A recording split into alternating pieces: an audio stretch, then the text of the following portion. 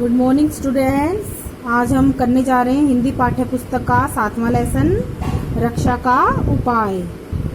सुंदर वन का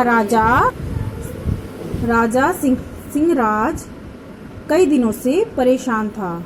उसे परेशान देखकर एक दिन हालू हाथी ने पूछ ही लिया, महाराज, पिछले कुछ दिनों से आप बड़े चिंतित दिखाई दे रहे हैं, क्या कारण है? मुझे भी बताइए, हो सके तो उपाय करें। हालू, तुम्हें तो मालूम ही है, पिछले महीने मेरे बेटे शीलू को शिकारियों ने मार डाला था। कल ही भोलू ने आकर बताया कि 2 दिन पहले बड़कू बारासिंगे का शिकार कर दिया। सिंहराज ने कहा, महाराज, इन अत्याचारियों ने बड़कू बारासिंगे को केवल उनके सुंदर सींगों और खाल के लिए मार डाला, और पिछले वर्ष मेरे साथी हिप्पी को मारकर ये क्रूर शिकारी उसके दोनों दांत उखाड़कर ले गए थे। हालू उदासी भरे स्वर में बोला, हमें अब अवश्य कुछ करना चाहिए।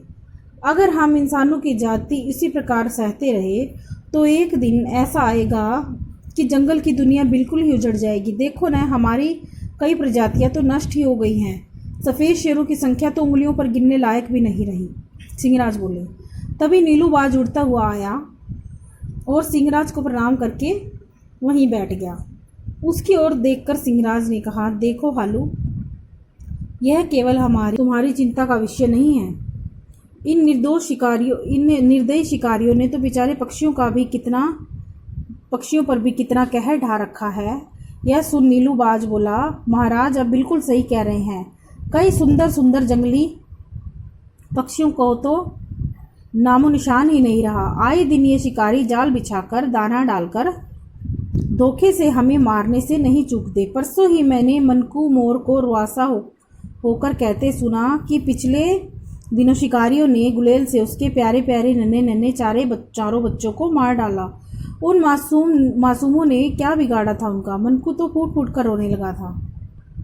यह सुनकर सिंहराज की आंखें लाल हो गई। उसने तुरंत हालू हाथी से कहा, हालू, तुम जल्दी से जंगल के पशु पक्षियों और जंतुओं को सूचना पहुंचाओ कि कल महाराज ने जंगल के सभी जानवरों की सभा बुलाई है, उसमें सभी का पहुंचना अनिवार्य है। हालू ने तुरंत लील सियार को बुलाया और उससे कहा वह पूरे जंगल में घूम घूम कर आज शाम को ही घोषणा कर दे और कल सभी दोपहर में सिंहराज की सभा में पहुंचना है और एक अति आवश्यक बैठक बुलाई गई है। दूसरे दिन दोपहर होते ही जंगल के सभी पशु पक्षी जानवर सिंहराज की गुफा के बाहर मैदान में इकट्ठे हो गए। सिंहराज ने अपनी परेशानी बताते हुए कहा कि जंगल के साथियों, हम पर दिन ब दिन संकट आता जा रहा है। आदमी इतना निर्दयी, खूंखार और स्वार्थी हो गया है कि जंगल की दुनिया को तबाह करने पर तुल गया है। तुम तो जानते ही हो कि आदमी लगातार जंगल काटता जा रहा है। आखिर हम रहेंगे कहाँ? कितना स्वार्थी हो गया है आदमी। सिंहराज का भाषण सुनकर सिंहराज की जय के नारों से सारा जंगल गूंज उठा। तभी हालू हाथी ने सिंहराज की आज्ञा लेकर बोलना शुरू किया, मैं सोचता हूँ इसके लिए हम सभी को जी जान से मोर्चा लेना होगा। किसी की जान भी जा सकती है, पर शिकारियों को सबक सिखाए बिना हमारे पास कोई रास्ता नहीं है।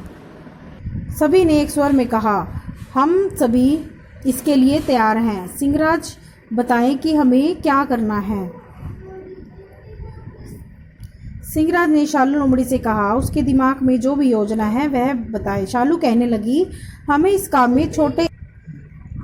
में छोटे छोटे जीव जंतुओं का भी सहयोग लेना चाहिए।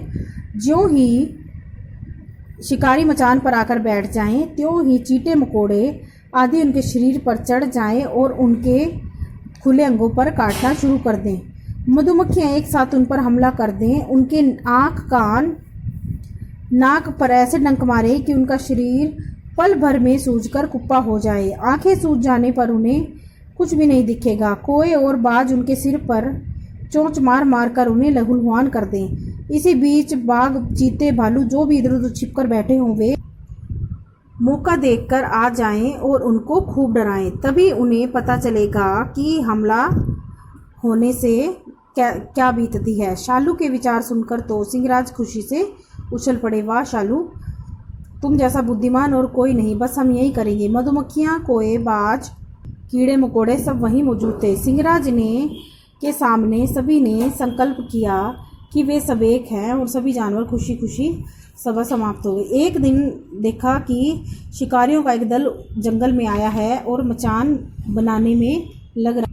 सभी के पास कुल्हाड़ी, बंदूकें आदि हथियार थे। योजना के अनुसार कई चींटे मकोड़े उनके शरीर पर चढ़ गए। 3-4 छत्तों की मधुमक्खियां भिन भिन कर एक साथ उड़ी और उनके आंख, नाक, मुंह, हाथों पर डंक मारने लगी। आसपास पेड़ों पर बैठे कोए भी झुंड में उड़कर आ गए, उनके सिर में चोंच मारने लगे। अचानक यह सब देखकर शिकारी जैसे तैसे जान बचाने की कोशिश करने लगे। उनकी बंदूक, कुल्हाड़ियां सब धरी की धरी रह गई। थोड़ी ही देर में उनका बुरा हाल हो गया। सबके शरीर सूज गए, सिर मुंह लहूलुहान हो गए। पेड़ से उतरने की कोशिश में एक दो फिसलकर तालाब में ही गिर पड़े। तभी झाड़ियों में छिपे चीते और भालू ने उनको डराना शुरू कर दिया तो शिकारियों के छक्के छुड़ा दिए। वे सभी किसी तरह से बचकर घर की ओर भागे। जब सिंहराज ने सुना तो उस खुशी का ठिकाना न रहा और जंगल वासियों की सभा बुलाई। सभी को धन्यवाद देते हुए कहा कि हम सब इस तरह मिलकर ही अपनी रक्षा कर सकते हैं। फिर किसी शिकारी दल ने सुंदरवन की ओर कदम रखने की हिम्मत नहीं की। अब सभी जानवर खुश थे और अपनी रक्षा का उपाय ढूंढ निकाला था।